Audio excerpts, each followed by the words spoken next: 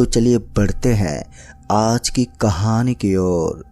दोस्तों, भारतीय संस्कृति आज भी कहती है कि प्राचीन काल से चली आ रही चीजें हमारे लिए एक हकीकत है और आज भी भारत के अंदर कई सारी ऐसी जगहें हैं जहां पर भूत प्रेत होने का दावा किया जाता है। वैसे तो भारत के अंदर कुछ लोग ऐसे भी रहते हैं जो कि विज्ञान को बढ़ावा देते हैं और आजकल भूत प्रेत जैसी चीज को ना के बराबर मानते हैं, लेकिन कभी कभी वही लोग इन चीजों को मानने पर मजबूर हो जाते हैं। खैर, इन सभी चीजों से सटा हुआ एक किस्सा जिसे सुनने के बाद शायद आप लोग भी सोचने पर मजबूर हो जाएंगे। ये कहानी है रंगरेजा गांव की। ये गांव अरुणाचल प्रदेश के एक छोटे से कस्बे में पड़ता है। ये गांव काफी लोगों से छुपा हुआ है और इसके बारे में ज्यादा लोगों को जानकारी भी नहीं है, लेकिन इस गांव के अंदर जितनी खौफनाक घटनाएं हुई हैं, शायद ही किसी ने इतनी भयानक कहानी को पहले कभी सुना होगा।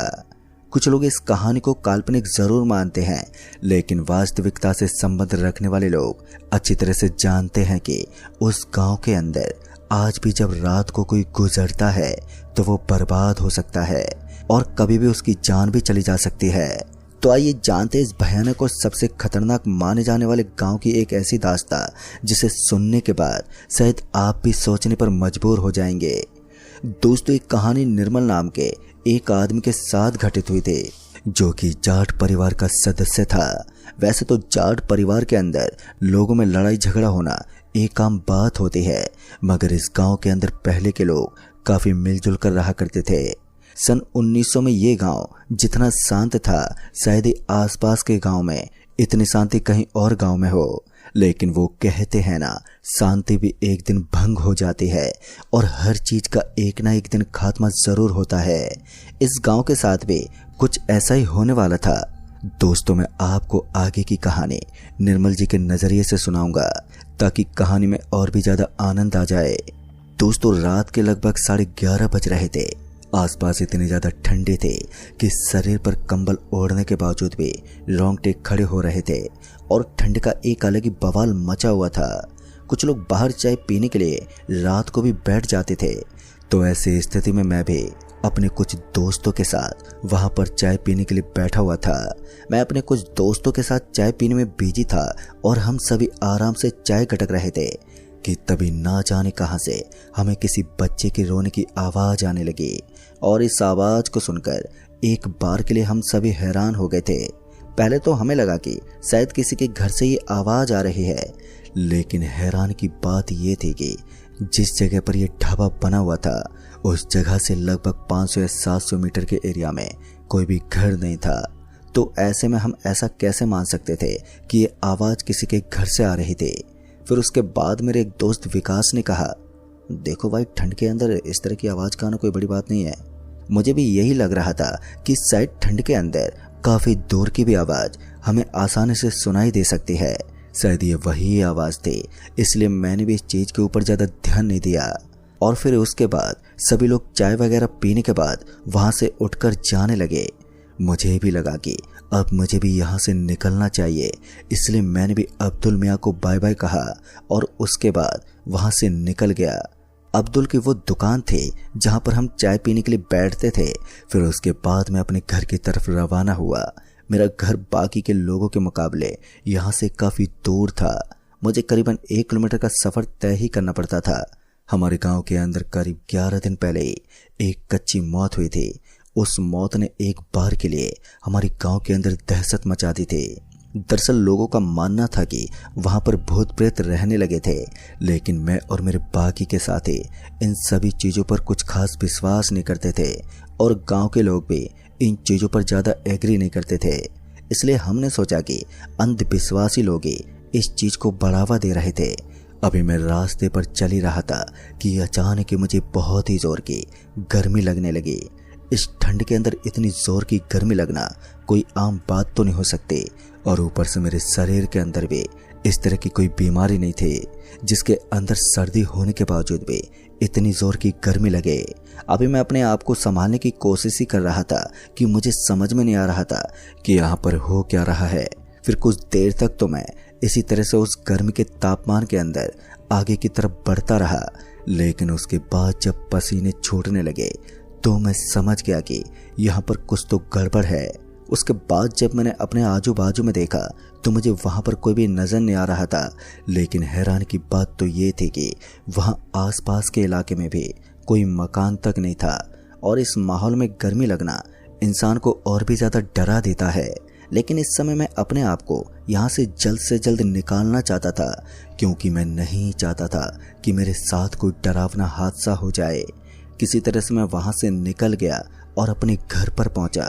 लेकिन इस घटना ने मुझे काफ़ी हद तक डरा दिया था और मुझे ऐसा लगने लगा था कि हो ना हो कुछ तो गड़बड़ है, जिसके चलते मैं इस छोटे से हादसे के बारे में अपने घर वालों को बताने लगा। पूरी तरह से मेरी बात सुनने के बाद उन्होंने मेरी एक भी बात पर विश्वास ही नहीं किया और उन्होंने मेरे ऊपर भड़कते हुए कहा, तुझे इतनी रात को वहां पर जाने की क्या जरूरत थी। खैर दोस्तों, ये हादसा तो यहीं पर खत्म हो गया। लेकिन जैसे सुबह का माहौल हुआ तब हमें पता चला कि रात को जिस रास्ते से मैं गुजरा था वहां पर एक छोटे और मासूम बच्चे की लाश मिली थी। दरअसल गांव के श्यामनाथ नाम के एक आदमी का पोता आज बुरी तरह से मर गया था। उसके शरीर को देखकर ऐसा लग रहा था कि किसी ने उसे बहुत ही बुरी तरह से मारा है और ये काम कोई जंगली जानवर का ही हो सकता था। उसके शरीर के 2 भाग कर दिए थे और सारा का सारा खून बाहर निकल गया था। और इस चीज को देखकर पूरा का पूरा गांव दहशत में डूब गया, क्योंकि 11 दिन पहले जिस आदमी की मौत हुई थी वो भी कुछ इसी तरह से मारा गया था। अब गांव वालों को बहुत ही डर लगने लगा कि यहाँ पर कोई जंगली जानवर आया हुआ है। और अब धीरे धीरे मेरे घर वालों के अंदर भी इस चीज का डर बैठ गया था कि कहीं सच में कोई जानवर तो हमारे गांव के लोगों पर हमला नहीं कर रहा है। इसलिए अब धीरे धीरे लोगों ने रात को अपने घरों के दरवाजों को बंद करना शुरू कर दिया। और जैसे शाम के 7 बजते थे तो सभी लोग अपने अपने घर का दरवाजा बंद कर देते थे। लेकिन दहशत के ये बादल अब ज्यादा दिनों तक गांव के ऊपर से टलने वाले नहीं थे। कुछ दिनों के बाद कुछ ऐसा होने वाला था जिसके बारे में गांव का कोई भी इंसान सोच भी नहीं सकता था। और आज भी वही दिन था जब गांव अपने आबादी को खोने वाला था। फिर रात के लगभग 7 बजे चारों तरफ गहरा अंधेरा पसरा हुआ था और मौसम इतना ज्यादा ठंडा था कि कोई भी अपने घर से बाहर नहीं निकल सकता था। इस जोरदार ठंड के अंदर मैं अपने पापा के साथ आज घर के बाहर ही टहल रहा था। उसका कारण ये था कि आज मेरी बुआ आने वाली थी और थोड़ी देर के बाद ही बस अपने स्टैंड पर पहुंचने वाली थी। मेरे घर से बस स्टैंड ज्यादा दूरी पर नहीं था। वैसे तो मेरे गांव से 700 मीटर दूर था, लेकिन बस स्टैंड मेरे घर से ज्यादा दूरी पर नहीं पड़ता था। इसलिए मैं और मेरे पापा हम दोनों ही घर से बाहर थे। फिर कुछ देर तक इंतजार करने के बाद एक बस आई और उसके बाद वो बस जैसे वहां पर रुकी तो मैंने देखा कि उसके अंदर मेरी बुआ थी।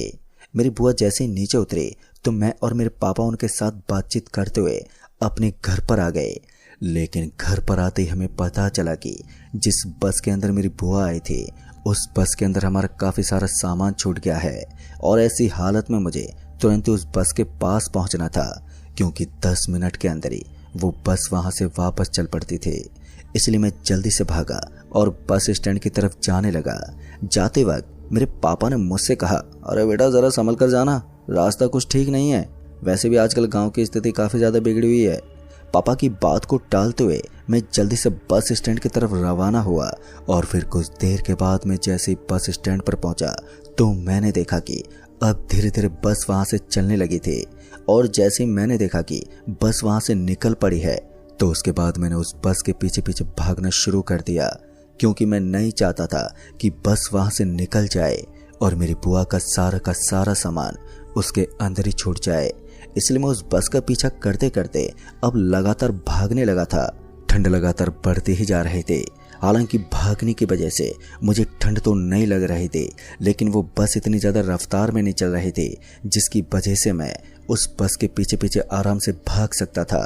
दोस्तों, फिर उस बस का पीछा करने के बाद मैं एक बस स्टैंड पर पहुंच गया तो मैंने देखा कि अब वो बस वहीं पर रुक गई थी और वहां से कुछ सवारियां बैठाने वाली थी।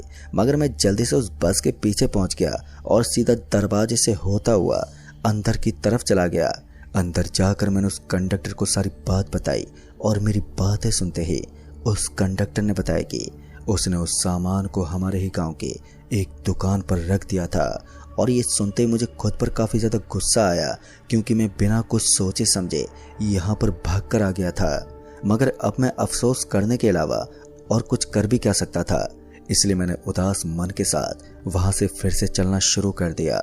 और अब उस जोरदार अंधेरे में मुझे दूर दूर तक उस रास्ते पर किसी आदमी की चहलकदमी भी नजर नहीं आ रही थी। ऐसा लग रहा था कि इस रास्ते के सारे लोग यहाँ से गुजर चुके हैं, या फिर यूं कहें कि उन सभी ने डर के मारे अपने अपने घर पकड़ लिए थे। ऊपर से मैं फालतू में ही यहाँ पर आ गया था, जिस वजह से मुझे गुस्सा तो काफ़ी आ रहा था, लेकिन दोस्तों मैं कर भी क्या सकता था।